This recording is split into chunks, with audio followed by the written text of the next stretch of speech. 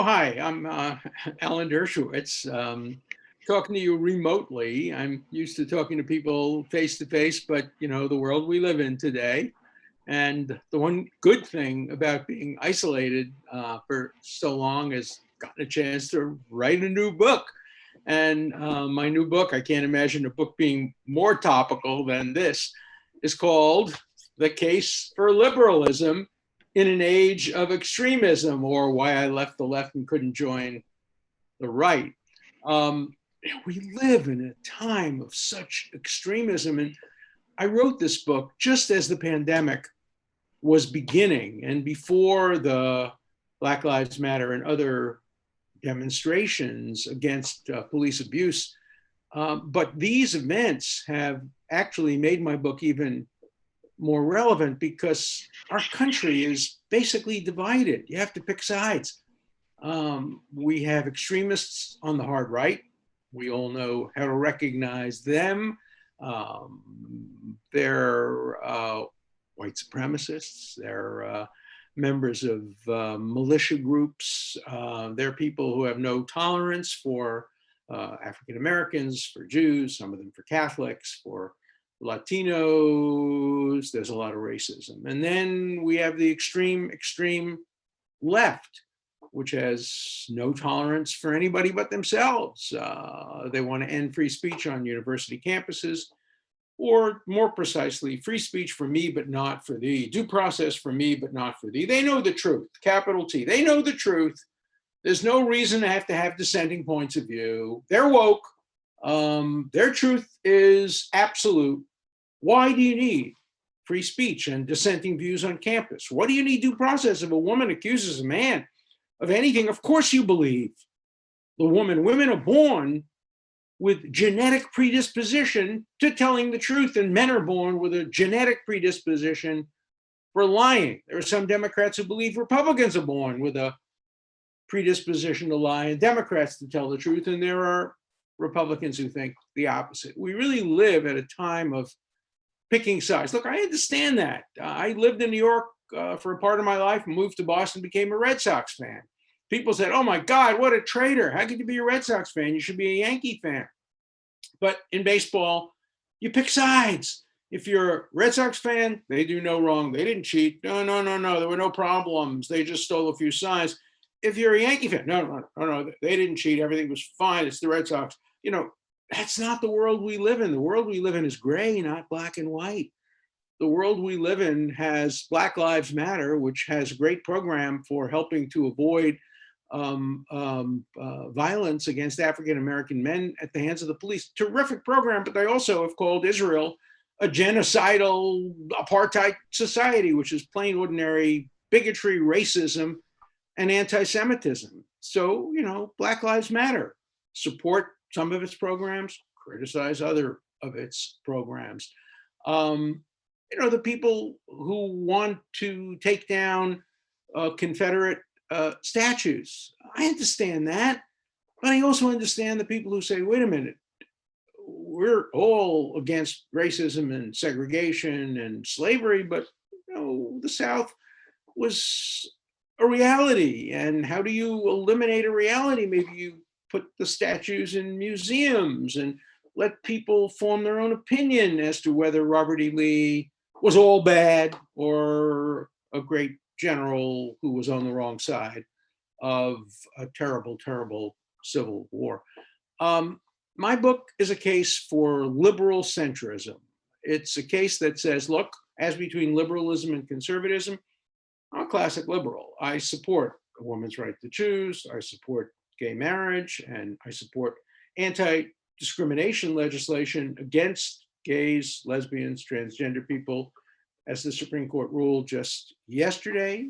That's my political point of view, but primarily I'm a civil libertarian. That is, I support everybody's right to free speech, not only for me, but for thee.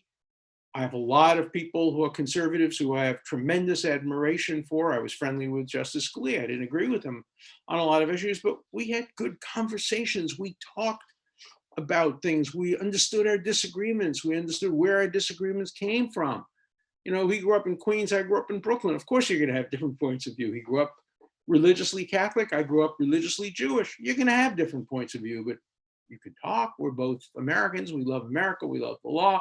We love the Constitution. So if you want to read about the dangers of extremism that our country is facing and an argument for centrist liberalism, I mean classic liberalism, classic old-fashioned liberalism that's relevant to the new era that we're facing, then I think you should read my book, and you can get it easily now online. You just go to alanddershowitzbook.com. And now I'm going to sign books for people. I have the books to sign. This is what it looks like.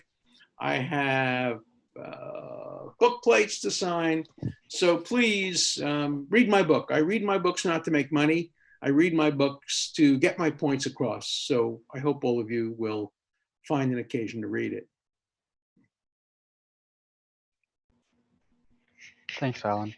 We're going to take some questions now, if you're ready for that, as you saw. Oh, of course, I love questions.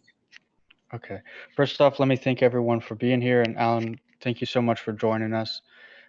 This live signing it's a great way for people to attend an author event. If, as you said, we can't leave our homes these days, or certainly can't attend public events. All of the live or the signed books are available at alanddershowitzbook.com, as Alan said. If any of you are listening and you haven't purchased the book yet, please go to that link. You can buy a copy of the book and at the same time submit a question for Alan to answer while we're here. And I'll be reading some questions as we go through and getting some answers from Alan. And anybody who buys a book can ask me a question offline too, and I will answer all questions that I can. I won't give you any lawyer-client communications. If you ask me whether OJ did it, I'm not going to respond. But any questions that I can answer legally and ethically, I will answer. And I'll sign your book. Sounds great. So, Alan, a couple things as we get started. How do the recent protests support your thesis in the book? And how about the pandemic? Do they affect what you wrote? Change any of your opinions there? What do you think? Well, I was lucky. My book, great publisher, Skyhorse, and they can get books out almost instantaneously. And so we're in the middle of June, and if you read my book, you'll find things that happened in May, because I wrote about the pandemic. The last chapter of my book is entitled Whether Liberalism Can Deal with Emergencies. And it deals, here, the title is Liberalism in a Time of Pandemic.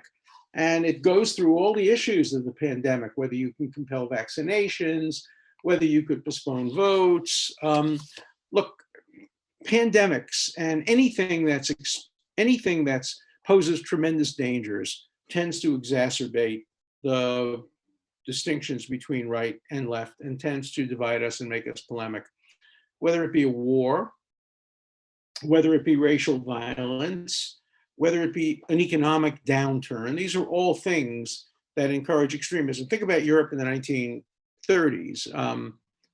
Horrible depression starts in 1929, worldwide depression. What happens in Europe? Everybody becomes communist or fascist. The center disappears. France, fascist, communist, take your pick. Spain, they have a revolution based on fascism or communism. Fascism wins in Spain. Communism wins, obviously, in the Soviet Union and other countries. In France, it looks like we don't know who's going to win until the Nazis invade. And then, of course, fascists take over. In America, we were so lucky because we had Franklin Delano Roosevelt. And he saved capitalism by introducing elements of socialism, social security, kind of safety nets to make sure that people didn't lose their homes, lose all their bank accounts. All of those things made it much easier to remain a centrist democracy than to fall into the trap that Europe fell into. But I worry about America today because we are making people pick sides. Joe Biden is now attacked because he said that the Daughters of the American Revolution, an organization in the South, people who are proud that their great-grandfather, great-great-grandfather fought in the Civil War. Daughters of the American Revolution included some fine people. Let me tell you something. He's right. It did include some fine people. It also included some racist and nasty people. It was a bad program, but good people sometimes support bad policies and bad programs. I wouldn't be prepared to say that every member of the Daughters of the American Revolution was a bad person. Biden was right. President Trump, when he said there are good people on both sides, if he meant good people on the both sides of taking down the monuments, he was right. If he meant there were good people among the fascists, the white supremacists, no. But what he said, I think, referred to people who wanted to keep the monuments up. And he's right. There are good people in almost every element of society. I think one of the reasons Hillary Clinton lost the election, something which, by the way, I supported Hillary Clinton. I contributed to her campaign. I campaigned for her, but I predicted she was going to lose. And one of the things that made her lose was her ill-advised statement about the basket of deplorables. Good people voted for Donald Trump. I did not vote for Donald Trump. Good people did. Maybe they were wrong, but they weren't bad people. And to call people bad because you disagree with what they did is extremely dangerous and divisive. So I think the three things that are currently happening that none of us could have anticipated 6 months ago: a pandemic, an economic potential disaster, and demonstrations, massive demonstrations around the world in favor of Black lives and against police abuses. None of these things could have been anticipated, and all three of them tend to move people toward more extreme positions. So I think that the recent events support the thesis of my book and make my book even more relevant today than it was a month ago when I finished writing it.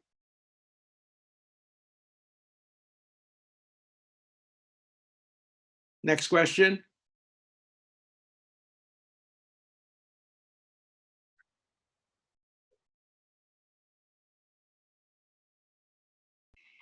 Okay. Alan, so with all that said, who do you hope will read the book? What do you want readers to take from it?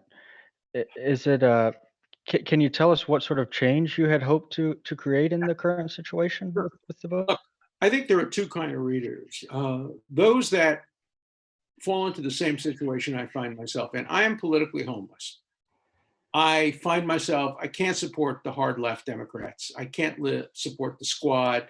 I can't support the anti-Semites on the left, the anti-Israel people on the left, the extremists on the left. They've left me. I'm a liberal Democrat. I'm not a radical. I can't support them. But I can't become a Republican because I support a woman's right to choose. I support gay rights. I support reasonable gun control consistent with the Second Amendment. I support protecting the environment. I support fair taxation. I support widespread health care consistent with our economic strength. So I generally support the centrist, liberal, democratic agenda. If I were living in England today, I'd be a conservative because conservatives in England support many of the things that are classically liberal. So I'm hoping that people who agree with me will read the book. People will say, gee, that really speaks to me. I'm also, an old-fashioned liberal centrist. I feel uncomfortable, just like Alan does. Let me read the book, and this will help me understand the position I find myself in. I also want people who are conservatives to read the book, because I say, you may be a conservative, but you're also a liberal.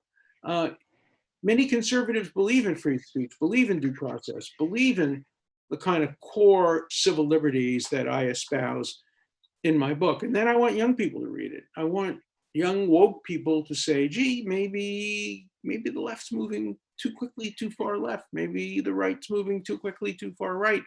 Maybe we too would benefit from moving to the center. And the goal of my book is to push the debate more to the center. Some of you are old enough to remember when I used to debate Bill Buckley on firing line. And Bill called me his favorite liberal. I called him my favorite conservative. We disagreed about almost everything, and then we go out and have a drink. I liked Bill very much, and he was very thoughtful and intelligent, and I disagreed with him about almost everything. We debated at Harvard, we debated on television, we debated on the radio, we debated in op-ed columns in the New York Times and the Boston Globe and other places, but we could talk to each other. And it's that kind of dialogue that I want to see come back, dialogues between classic liberals and classic conservatives. I want to marginalize the extremes on both sides. Sounds great, Alan. So here's a fan question from Todd in Colorado Springs. Sure. He wants to know, where do we go from here?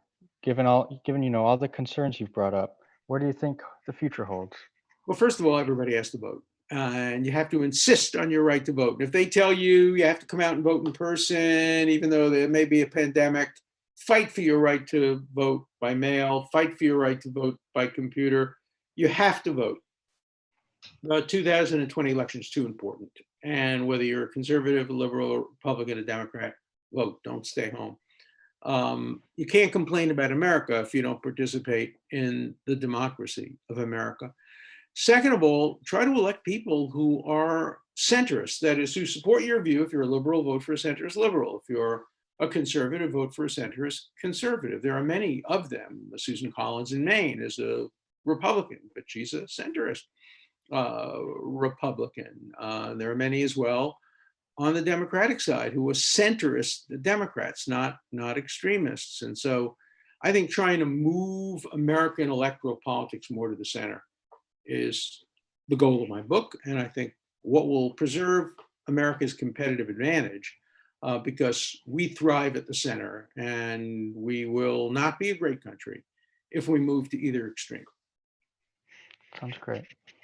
Here's another question from a fan. This one asks, as a conservative, what are reasonable steps we can take to improve race relations? It's a great question.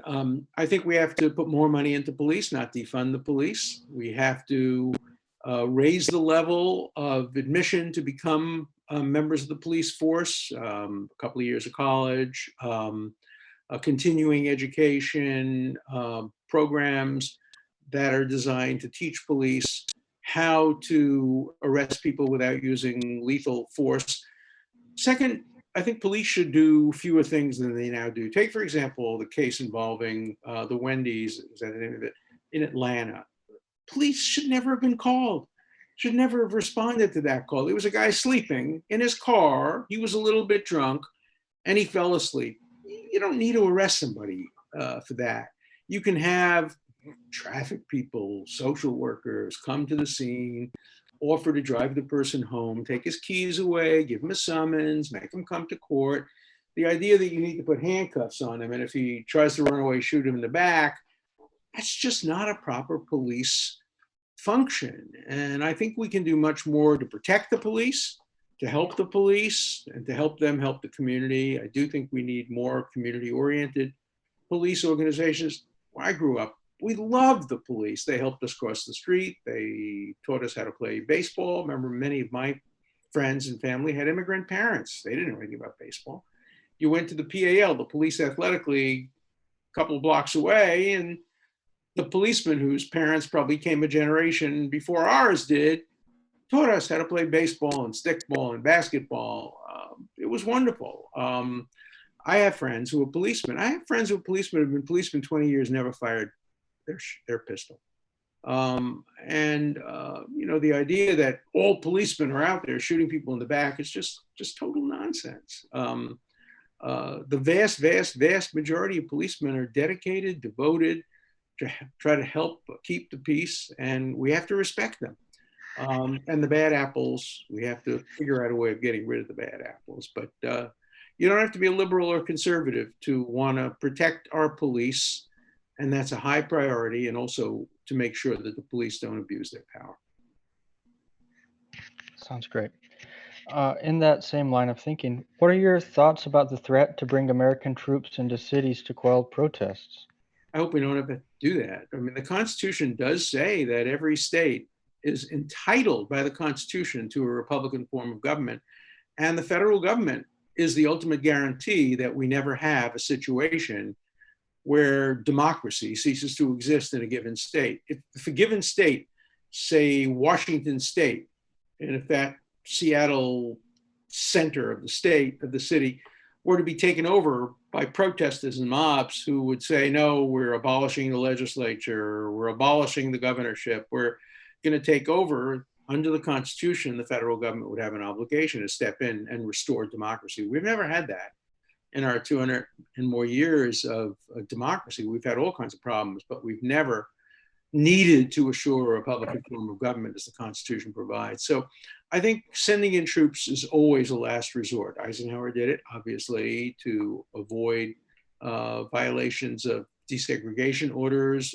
President Kennedy did it. And in other instances, we've seen that federalization of the National Guard, state National Guard. There are many, many steps that can be taken before we ever need to send in federal troops. So I disagreed with my former student, Harvard Law School former student, Senator Tom Cotton. I disagreed with his op-ed in the New York Times, but what a scandal that the New York Times editor who published that op-ed, which I disagreed with, but I'm glad I read it. It was an important op-ed. The scandal that the New York Times would fire the op-ed editor and basically send a message to the readers of the New York Times: we don't want you to read opposing points of view. We know the truth, and we are going to only give you op-eds that reflect our position. And if any op-editor dares to publish an op-ed that disagrees with our point of view, we're going to fire that op-ed editor. That is the road, the beginning of the road to tyranny, and it's the beginning of the end of the role of the media to serve as a check and balance on government. Shame on the New York Times for doing that, and shame on any media that doesn't open itself up to diverse points of view. Thanks, Alan. So another fan question then. Can America survive this present sort of assault on liberty and free speech, or have we reached the point of no return? We can survive it. We can survive it because we have the best constitution in the history of humankind. Imperfect, to be sure. It adopted slavery, and it counted human beings who were human beings of color as less than a full human being. Terribly flawed, deeply flawed, but we have a process for amending it. In the 13th, 14th, 15th Amendments, the amendments that provided for women's suffrage, for young people's suffrage, they're amendments to an imperfect constitution. Remember that the Constitution talks about a more perfect union. Not perfect, we're never gonna have perfect, but we can be more perfect. We can be better than we've been in the past. And I think our Constitution, with its separation of powers, with its elections, will make sure that this country survives any difficulties. We've survived longer than any other country. We have the longest surviving consistent government in the history of humankind. And I think we will continue to do that. But we'll be better off if we move toward the center. And if you want to read the case for moving to the center, read my book, Alan Dershowitz book.com, and I'm happy to sign it for you. Here, I'm going to sign some more now. So if anybody wants any, they can just get them, and you'll get them signed, and read it, and then write me an email, and let's get into a dialogue, into a conversation. Thanks, Alan. So we'll move on to some more sort of general questions for you now. First off, what impact has the Netflix series about Epstein had on you? Oh, it was a terrible series. I'm going to be suing Netflix. I strongly believe in the First Amendment, and I believe everybody has the right to be wrong. You can make a mistake. But Netflix engaged in malicious defamation. It had a woman on who I never met, never heard of, who falsely accused me of having had sex with her, never heard of her. She has emails in which she admits she never heard of me. She has a manuscript in which she describes the people she claimed to have sex with, not me. She claimed she once saw me talking to Jeffrey Epstein. I have a tape recording of her lawyer saying she's wrong, simply wrong. She could never have ever met me in the places she said she met me. Netflix promised me they would put all that information on. the negative information that showed that this woman has a long history of lying, not only about me, but about Senator George Mitchell, about Ambassador Bill Richardson, all of whom she accuses of all sorts of misconduct, Prime Minister Ehud Barak of Israel. And then Netflix broke its promise, broke its contract with me, and never put on any of this negative information and led people to believe that a lying woman was telling the truth. So I have no choice. The First Amendment does not protect against knowingly false defamation, knowingly omitting information that would discredit a defamer and letting it go forward without any full information. So what Netflix did is to deprive its viewers of their First Amendment right to hear the truth. And I'm going to hold them responsible. And so I'm suing them. I'm lining up my legal team. I'm 81 years old. It never occurred to me that I'd spend the last few years of my life bringing lawsuits. I never sued anybody in my life. I've never been sued in my life until this false accusation occurred. I also have a tape recording of the woman's best friend saying that she was pressured by her lawyers to make these, what are false accusations, in order to get money, from another wealthy man. It was all part of an extortion scheme that failed. I think it failed. Who knows? We'll find that out at the trial. But they picked on the wrong innocent person. I'm fighting back. I will continue to fight back. I have another book. You can get that too. It's called Guilt by Accusation, The Challenge of Proving Innocence in the Age of Me Too. And that book's a real bargain. You can get it on Kindle free of charge. If you want the hard copy, you got to pay for it. But the Kindle version is free of charge because I want everybody to read it. And if you read it, you'll see that the whole thing is a total frame up. But it's not going to stop me. It's not going to slow me down. It's not going to deter me. I sleep the sleep of the just. I've never done anything wrong in my life sexually, ever. I've never had sex with an underage person, ever. I never had sex with a woman who Jeffrey Epstein introduced me to, ever. Indeed, from the day I met Jeffrey Epstein, I've had sex with one woman, my wife of 30-something years. And I'm very proud of my life. I'm very proud of my history. And since I have nothing to hide, I'm going forward with these lawsuits because if I can be falsely accused, so can you. So can your son. So can your father. So can your uncle. And if I can't fight back, nobody is able to fight back. So I'm fighting for myself and I'm fighting for your relative who may be falsely accused. I support the Me Too movement. I want predators to be brought to justice. But as a great philosopher, Eric Hoffa, once said, every cause starts out as a movement, then it becomes a business and ultimately a racket. And now there are women like the woman who accused me, who's already earned millions of dollars from making accusations, is turning this from a business into a racket. And I'm going to stop the Me Too movement from becoming a racket by exposing the lawyers and the clients who are using false accusations to try to extort money from innocent people. Thanks, Alan. As far as the media goes, another fan question. Do you think we should do more to hold them responsible for false reporting? And if so, how? Yes, I do. I was a law clerk in 1963, 1964, when the Supreme Court wrote its decision in New York Times versus Sullivan that says if you're a public figure, you can't sue for defamation unless you can prove that the person defaming you acted with malice, that is, with constitutional malice, with a knowledge of the falsity or a reckless disregard for the falsity. Both parts of that equation are very important. That is, the media has the right to be wrong, but it does not have the right to be maliciously wrong. Let me give you another example.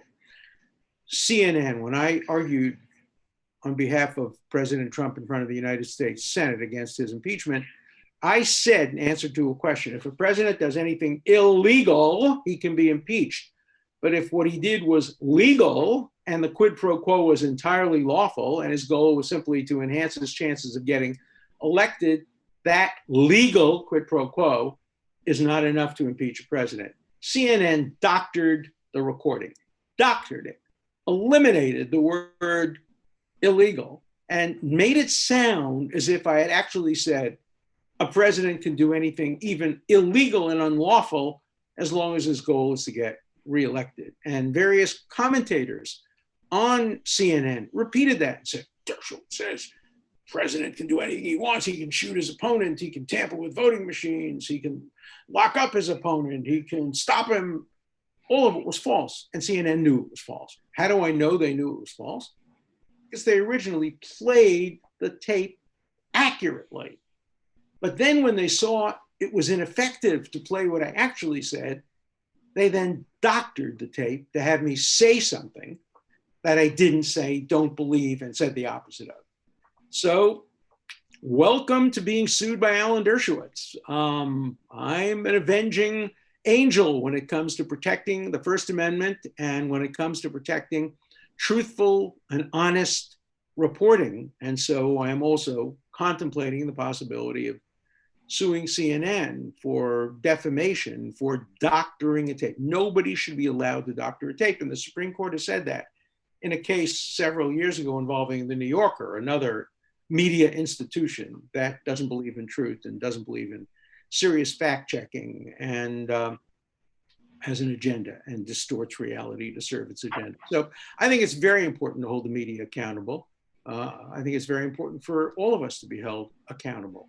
And I'm perfectly happy to have to prove the truth of everything I say, and I'm prepared to do that. And I would hope the media would do the same. Thanks, Alan. So another question here.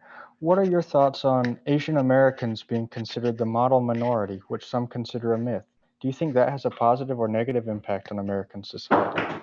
I think it's wrong ever to generalize about any group, positively or negatively.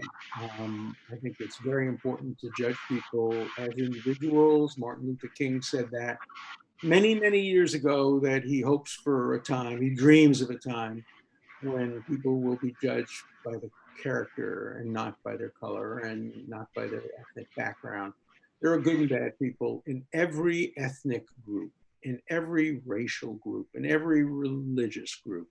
So I think we're better off not generalizing at all about Asian Americans, about Jewish Americans, about Italian Americans, about African Americans, about gay Americans, about women Americans. Let's just judge people as individuals. Sounds good. Here, so another fan question here. This one is a change of subject. What is your favorite Jewish food? Oh boy, that's hard. My favorite Jewish food is probably not even Jewish at all. It's pastrami.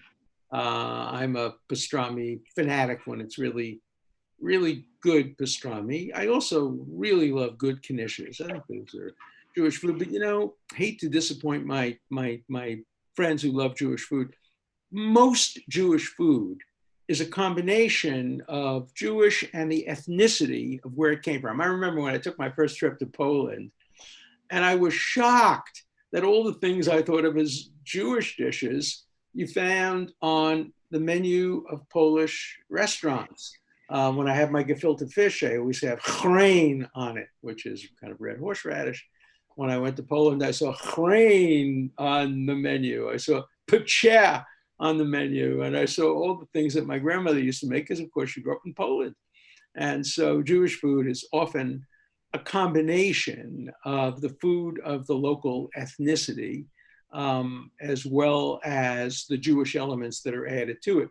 Of course, what makes it Jewish is it can't have pork products, it can't mix milk and dairy and meat, and there are other culinary restrictions that make certain things more uniquely Jewish. But when first time I went to Turkey, and I saw that they had a great dish called pasturma. And what was it? It was a variant of pastrami, and you find it in Italy, and you find it in Central European countries as well. So I would say pastrami, knishes, a lot of those dishes are my favorite. And being isolated in a faraway place from civilization, one of the things I missed most during this isolation for the pandemic is good old-fashioned Jewish food. I opened up a Jewish deli at Harvard Square, I think in 1990. Me and a group of friends and partners opened up a Jewish deli called Maven's Kosher Court.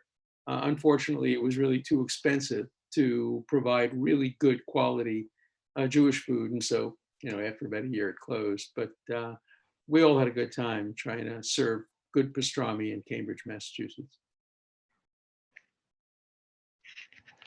Okay, Alan, we're coming to the end of our time here.